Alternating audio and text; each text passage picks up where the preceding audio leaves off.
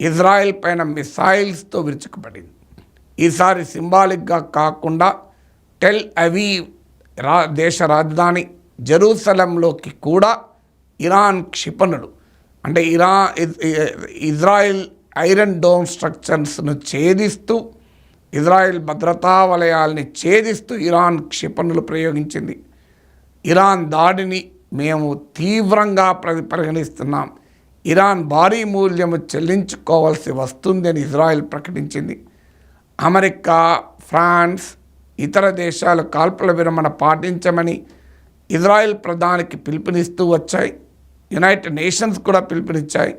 కానీ Israel Iran సంగతి తేల్చాల్సిందే అంటూ ప్రతినబూనాయి. ఏ క్షణమైనా ఇజ్రాయెల్ పెద్ద ఎత్తున ఇరాన్ పైకి దాడి చేయవచ్చు. ఇజ్రాయెల్ హెచ్చరిక చేసిన తర్వాత ఇరాన్ మత నాయకుడు ఆయతుల్లా ఖమేనీ ప్రకటించాడు, ఇజ్రాయెల్ గనక తమపై ప్రతీకార దాడి చేస్తే ఈసారి శత్రువుకు తీవ్రమైన ప్రమాదం పొంచి ఉంది అని ఇరాన్ హెచ్చరించింది.